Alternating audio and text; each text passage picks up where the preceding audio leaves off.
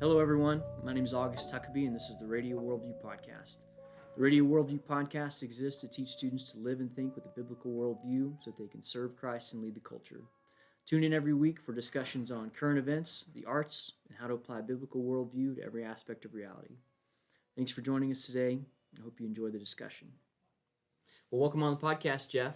Thanks, Huck. Good to have you again. It's good to be here. Yeah, it's nice to, I feel like we've talked a lot about the American experiment over the last few months, and so it's fun to kind of keep being able to do that. And I'll happily keep talking about it too. Yeah.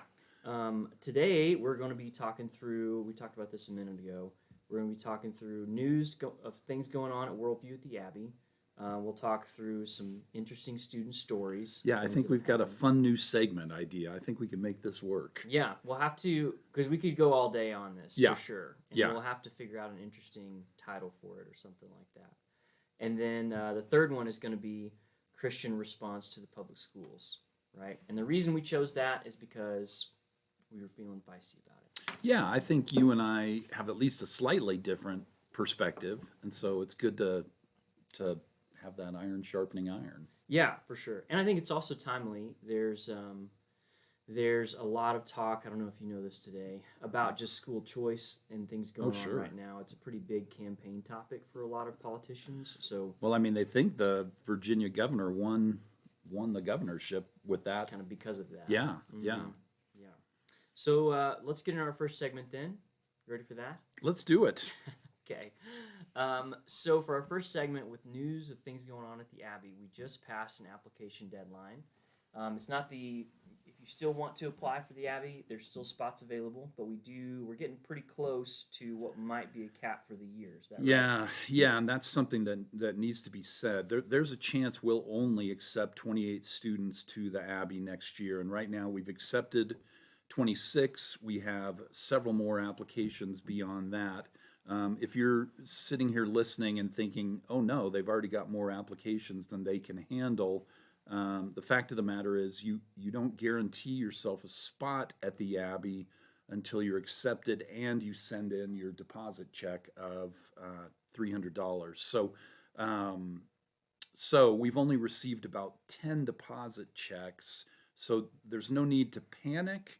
But there is need for a sense of urgency, I think. If you intend to attend the Abbey next year, it's time to get that application in the mail, time to get that check in the mail. And who knows? God might open some doors, and we may have 36 students when it all shakes down. But there's a chance for somebody to be disappointed in July or August, and we don't want that, obviously. Right. And the reason that we would put a cap on it at 28 students, even though that's not all that many, is because we don't want our student body class sizes to get larger than 1 to, at a max, 14. Right. Usually we have about 1 to 12 in a class because we do Socratic teaching, and we want to make sure everybody can be involved in the discussion.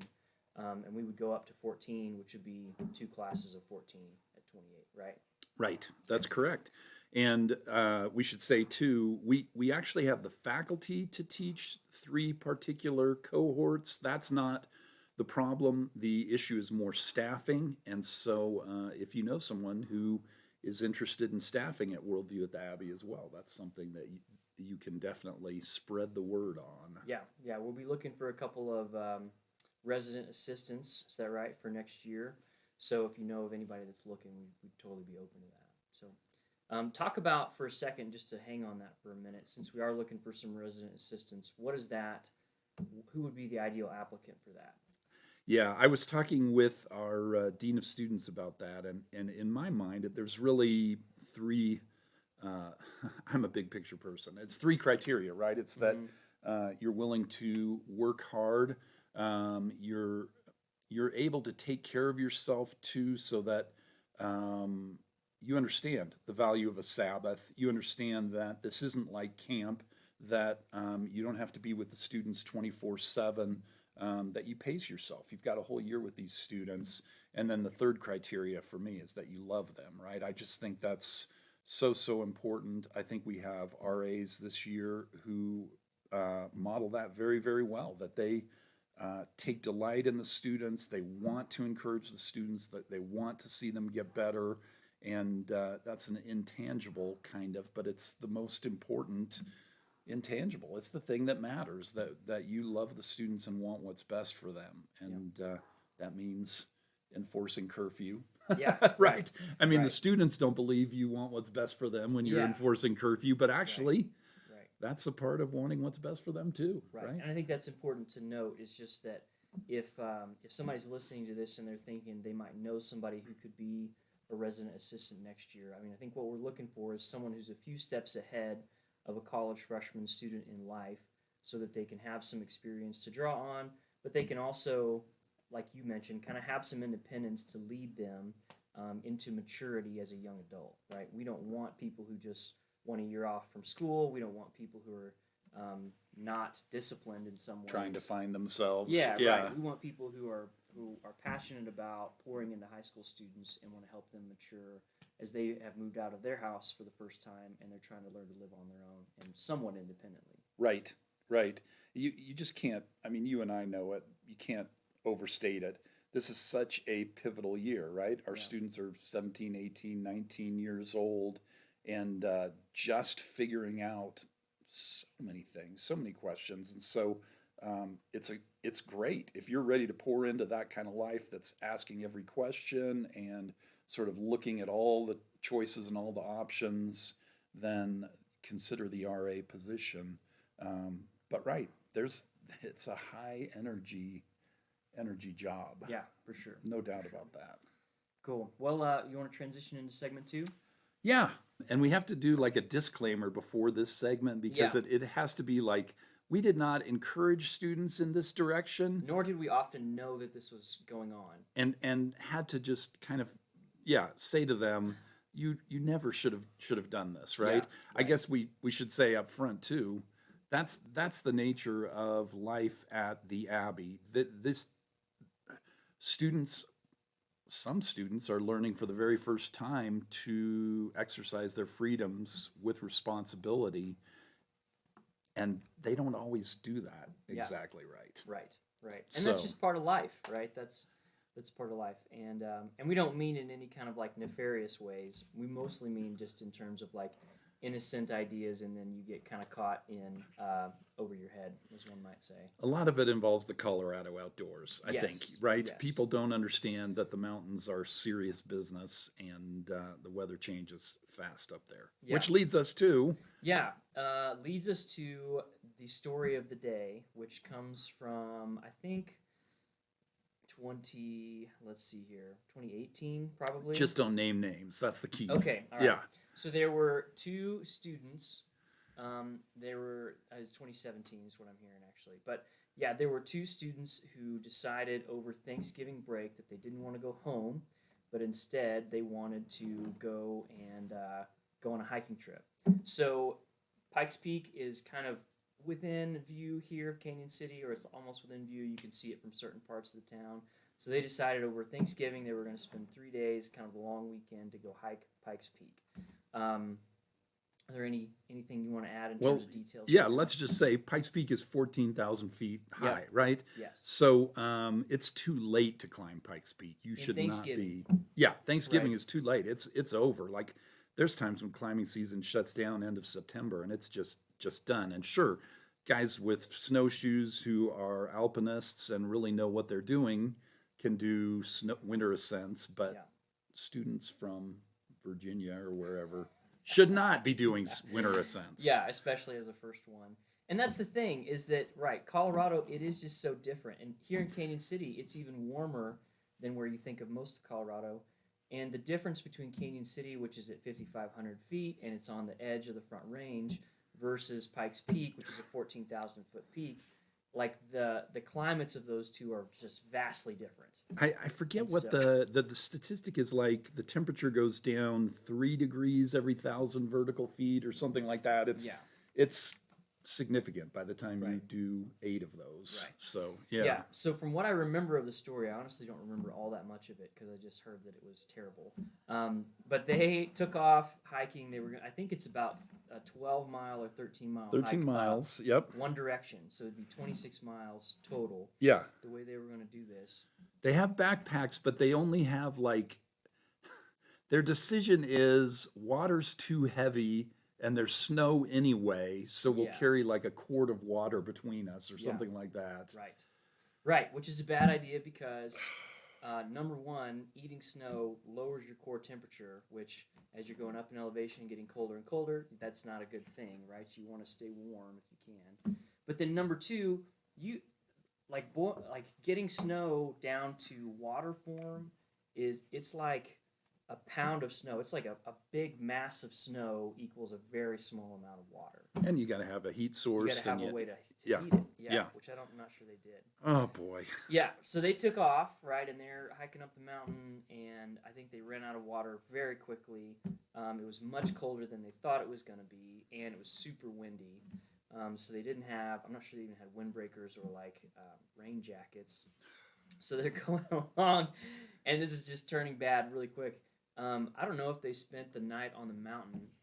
Yeah, I think they spent one night up there and were just freezing. And I think they bar camp is up there, and by some miracle, at about the halfway point at bar camp, they ran into some people who bailed them out a little bit with water and that kind of thing.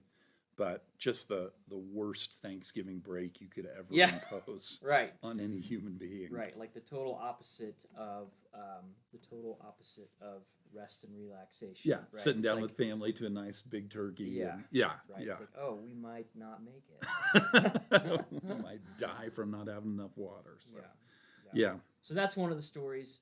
There are so many. Oh boy. I Yeah, this is a really- rich segment. I know. I really kind of want to do this a lot more because I think that this, as we're saying this, there's just so many. Like there's the camping trip, the last camping trip that we did as a group. Like there were so many things that went wrong with it, where we planned it, and then, so now we use a guide service to do that. I mean, there's that. There's students who have gotten injuries. There's students who have gotten lost. There's been there was a suburban breakdown when you and I were at a concert one time, and we had to like come to the rescue, or had to find someone to come to the rescue. Yeah, there's just like so many. Oh boy.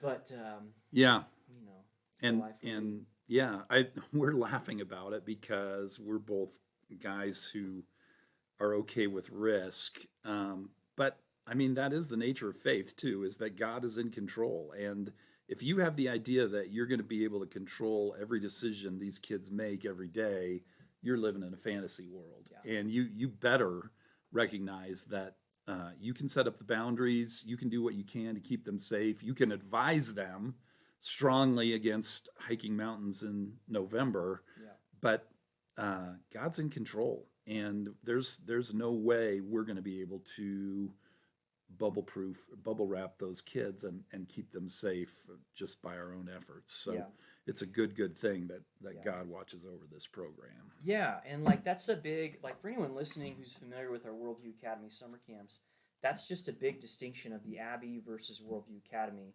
At Worldview Academy, it's like days start at 7:30, they end at 11:30. Every single hour of that day is pretty scheduled, and there are college staff around who are taking care of students and making sure that they're safe. Right? There's so much control there, and we just have to tell parents and students every year when they come here. It's like, look, we have parameters in place. Your student's not going to disappear and not be noticed. Like there's people around who will know if they're gone somewhere. But at the same time, if they want to go make a silly decision, like they can do that. Yeah. Because this is part of this is growing up. Yeah. Right? And you just got to be willing and able to. Like these students have to be adults. They've got to become adults. And we're not a boarding school where we control every minute of every day. Yeah, we're not a military boarding school, that's for sure, right? So. Yeah, and there is risk that comes with that. Yep. For sure. Yep. And we try to be there for them, but we also allow them to have some independence. See, you're making me want to talk about the American experiment again, because that's the whole idea, right? Is that we have freedom as long as we use it responsibly, and that's the theory at the Abbey as well, right? That you students now are being ushered into freedom, and you need to learn how to use that responsibly to make good decisions. Yeah, for sure. All right. Well, that seems like a good place to wrap up that segment. You want to move into segment 3? Sure. Do you want me just to lob a bomb and get things started? And Yeah, I was gonna. I mean, my introductory question was just, where's this coming from, and okay, where you want to get this going? But yeah, you can lob a bomb. That's totally fine. okay. Well, I mean, I kind of the whole pattern of my life is alternate education, my adult life anyway, right? So I've pretty much done all the alternate routes. We've homeschooled our own 3 children. We've helped found a Christian classical school in Spring, Texas, Providence Classical School, We which did is, one here too.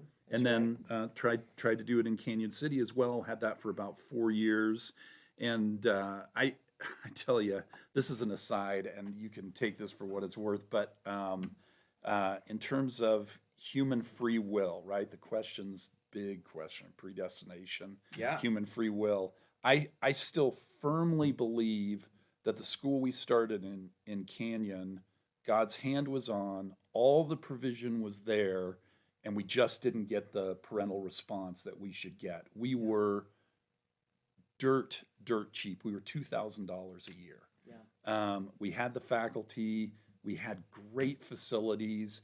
God had paved the way for the entire thing, and the community just chose to not take advantage of that particular thing. So I don't think it was foreordained or going against God's will. I think God held that opportunity out to parents, and parents turned away from it. And I think that's a part of the way history works too. So that's an aside. But anyway, I've done all the alternate educations, and now here we are. We're running a program in Canyon that literally offers students 30 hours of college credit every year, and helps them to think biblically about all these different disciplines and all these big picture questions. And none of it has ever been with government funding or government oversight, right? And that's all been intentional from my standpoint, that I feel like as soon as the government is telling me or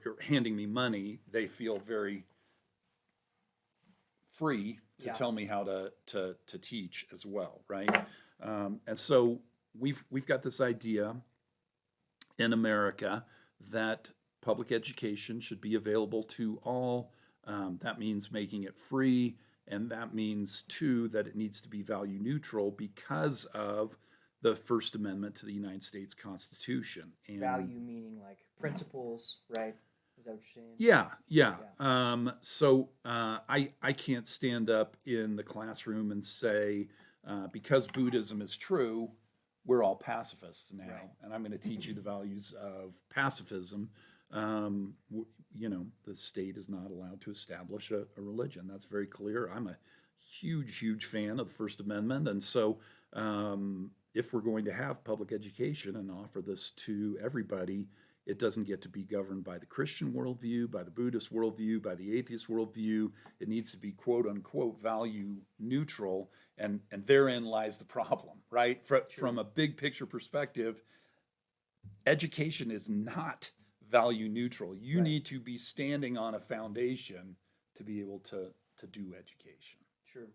So what I'm trying to do is to poke and pry until August gets so frustrated that he defends the public schools. So the obvious solution for what I'm articulating is this is a bad idea, right? Mm-hmm. Like we in America at the beginning, we sort of viewed ourselves as a Christian nation. We thought, okay, maybe we can extend education to everybody and keep it, certainly before America, when it was just colonial America, we thought maybe we could just have free education for everybody and keep it from a Christian worldview. But as soon as we really hammered out our Constitution and figured out our rights, it should become clear to everyone we can't actually impose these things, right? Like I get people getting mad about prayer being in the public schools. Mm-hmm. If you're saying government cannot establish a religion, right, then as soon as you introduce prayer, the question is, who are you praying to, right? Mhm. What sort of sectarian prayer is it, that kind of thing. And so, Christians who have clamored to get prayer back in the schools, my response is, maybe we just don't have the schools, Yeah. right? Maybe we get rid of them. Yeah. So you talk about being value neutral. I think I would argue that schools aren't value neutral, but they're built upon maybe a secondary, what I would call like a secondary line of value, which I think if you look at epistemology, I think America is built upon largely the epistemology of logic and kind of science, right? Those two things working together. At least the educational systems historically have been built on that. And as Christians, we're not opposed to that, right? We're not opposed to saying, well, we believe a Christian worldview lines up with reality, and so if if we believe, for example, that you shouldn't cheat on your wife as a Christian value, you should also be able to show scientific studies or make logical reasons for why it's good for no one to cheat on their wife, regardless of whether they're a Christian or not, right? Right. That what you're getting at is right on. Ideas have consequences, right? And Yeah. so if you embrace a bad idea or a bad value, to follow your line of thought, Yeah. then we ought to be able to produce, like you say, here's the bad consequences that are going to follow. Right. Yeah. Yeah, so I would just say, like, from a public school perspective, it seems like those things are taught somewhat, or at least that underlying epistemology is. And so students should, like, it's not a bad thing for a student to learn those things, and that those are values, right? Those are values that line up with the Christian worldview Good. in some ways. Yeah. If I can make that personal, my Good. wife is a teacher's assistant at a school here in Canyon, and they very much do that, right? They have the values of the school, and there's no Christian that would kick about any of the values, right? Yeah. It's honesty and integrity and kindness and those kinds of things, and it's like, yeah, I'm for all of those values. That's great. The problem immediately becomes, well, for me, a problem of human nature, which is, right, how can you be kind apart from Jesus Christ, right? Right. Like it's great to articulate these things, and absolutely good ideas have good consequences, and if you can embrace a life of integrity and a life of kindness, you're going to see better consequences in your life.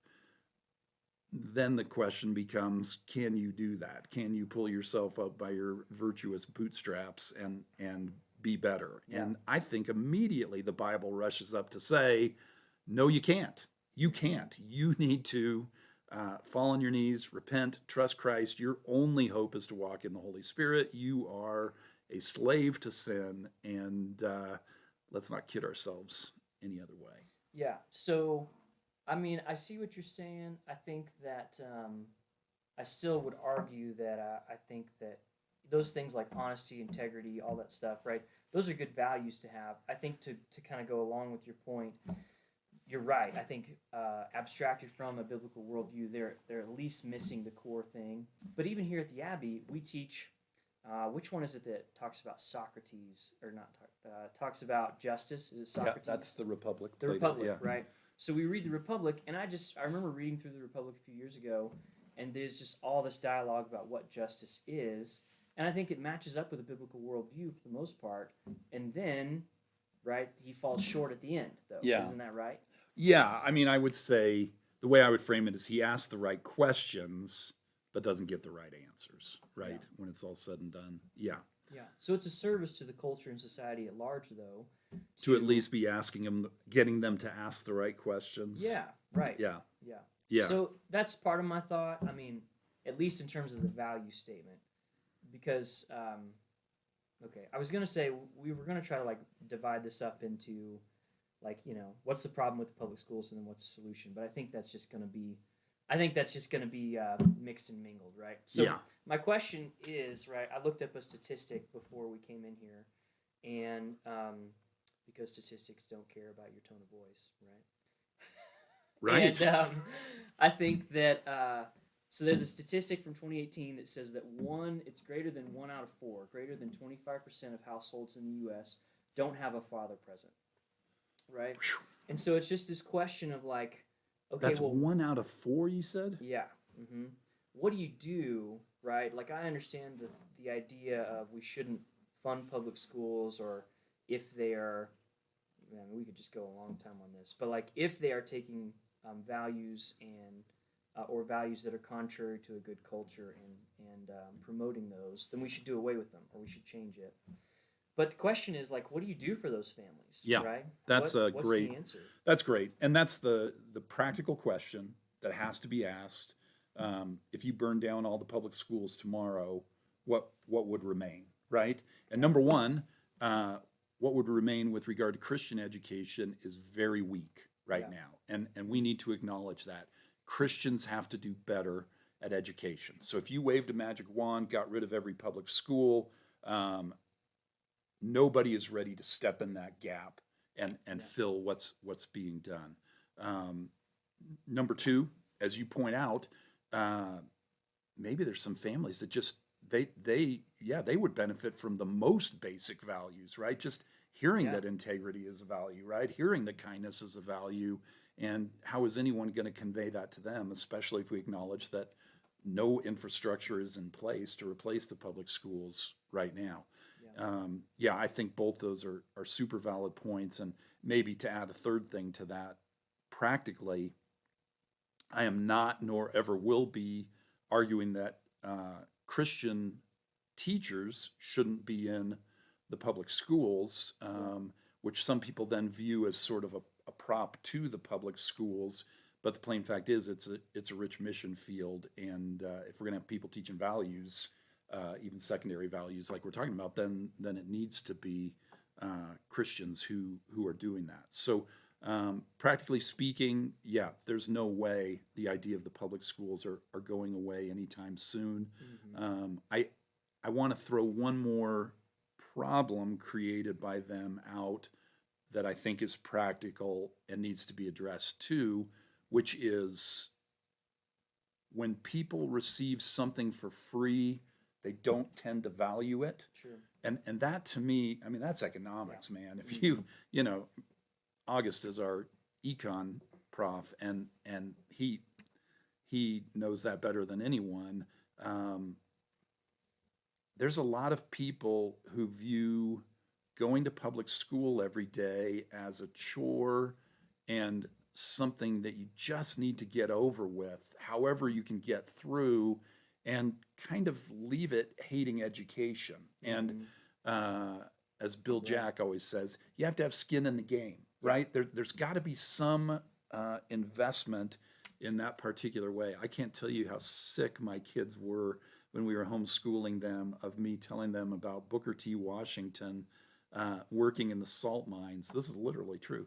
Booker T. Washington working in the salt mines all day and then walking to school at night and just drinking in the education that he was receiving Yeah. at school because he knew how valuable it was, right? He was willing to work all day and then make that sacrifice to go to school. And Yeah. so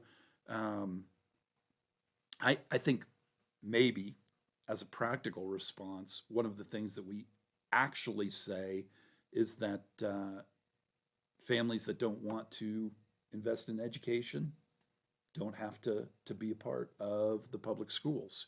Um,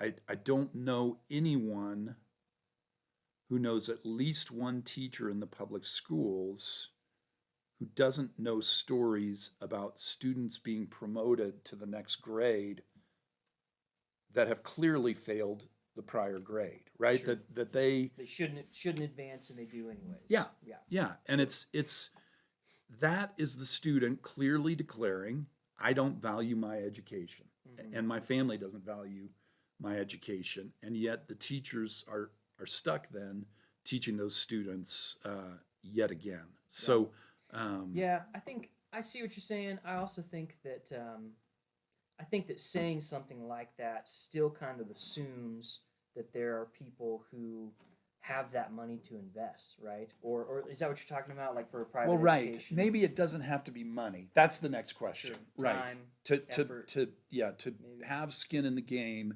Is it just enough to just be a C student, right? That you are, the standards rise again and you really put in the work to at least be able to be a C student. You're right. Not everybody has the money for it. I still, when we were doing our Christian classical school in Canyon City for $2,000 a year, when families would say to me, "We can't afford that," I got to the point where I started saying, "Do you have a cell phone? Yeah. Do you have cable TV?" Right. Because I think you can't, I think there are a lot of families that can afford a minimum investment if they value that particular thing. Everybody values having a Netflix account, everybody values having a cell phone, maybe. Even traveling to like sports games or sports equipment, things like that. Yep. Right. And I think that's a good point, right? The value of education, and just being able to see, because I think it's deeper than that, right? Sometimes in Canyon or in some of these small towns, it can just feel like a trap if students don't have a vision for where they want to go. And so, education is devalued because they don't know where they're going to go, or they don't have a vision for what they can be with their life, or their parents, maybe stayed here and they're unhappy with their jobs. I mean, there's just so much that kind of goes into how you use education, or what it can be a tool for. But if you have a vision for where you want to go, then it becomes a stepping stone to something greater. Yeah. Sure. And can I say something too about Christians teaching in the public schools? I think the only way you can justify being a Christian teacher in the public schools is if, number one, you are excellent at what you do. You are not a good ambassador for Christ if you are a mediocre teacher in your field. And I think too many have the attitude of, this is my mission field. Who cares really about history? What matters is me relating to these students. And we're called to do everything as unto the Lord, right? It's the clearest thing in the world. Your job is your spiritual act of worship for 8, 9, 10 hours a day. I don't know how many hours we work you at this job, but that's number one. And number two is you should be willing to be fired. And I think that is... To be fired? Yeah, okay. Yeah. I think that's the thing that doesn't get said, where it's like, well, I'm going to be a witness, but I'm going to tiptoe around and make sure I'm a witness only within the bounds that keep me getting this paycheck, because my family needs a paycheck. And this is coming from someone who's pretty much never had a regular paycheck in their life, and that's overrated. The plain fact is, you should be willing to be fired. If a kid comes to you and says, "Why are you different, Mr. Huckabee?" you should be ready to say, the answer is Jesus, and let's go talk about that, right? And I had a friend who was a teacher in Idaho, and it was crazy. She worked with Young Life and was also a coach and a teacher at the school. And the school instituted a policy that said you're not allowed to fraternize or have any kind of conversation with your students outside of school hours, like at all. Whoa. Yeah, and it's just like, okay, so this girl who clearly is like invested in these students' lives. Yeah. And it's just crazy because the reasoning they use for that is like, well, there's been inappropriate relationships between coaches and students or something like that. And so now there's this blanket statement that says you can't do it at all. Wow. And it's just so... so did she have to give up Young Life, or she would have to walk away from She didn't have to give up Young Life, but it's basically like she couldn't interact with her students. Like her girls that she worked with on her team that she coached, she couldn't talk to at Young Life. She had to, it's kind of like you said, she either had to do it kind of clandestinely, or she had to not do it at all, right? Just invest in some of the other students. And let me just say that this is, I have a lot of Christian friends who say, oh, there's so many Christians in the public schools, so many Christians in the public schools. You have no idea. And my response is, if all of them were willing to get fired by taking a stand for some minimum things, like being able to share the gospel with students outside of class or whatever, then the public schools would have a crisis of identity right away. They would have real problems with staffing and suddenly backpedal and get rid of some of these crazy policies that are in place, right? But that requires Christian teachers looking in the mirror every morning and saying to themselves, I'm willing to get fired. And I admit, where Linda and I are now, she doesn't need the money that comes in for her job as a teacher's assistant in the public schools, but we talk about it all the time. She says, I want to talk to this student about Christ. And I say, that's great. You can get fired anytime you want to, right? That Yeah. school is only hurting themselves Right. by getting rid of you. And share the gospel and let the chips fall where they will. So Yeah. I think that's the other qualifier for all of that. So Yeah. It's a good thought. yeah, and thanks for leading this. I'm not advocating burning down the public schools, but I am advocating us waking up and recognizing this is a deeply, deeply flawed institution. And at some point, I think Christian parents have to look around and go, this is conveying to my students that God's not relevant to history or to literature or to philosophy, and God is relevant to everything. That's the fundamental fact of reality. The earth is the Lord's and everything in it. Yeah. And so is it possible to receive an education for 12 years that assumes that God is not relevant to anything except maybe church and personal ethics, Yeah. and to really get out of there as a strong Christian? True. Yeah, that's a great question. I think we need to wrap up the podcast for today, but Right.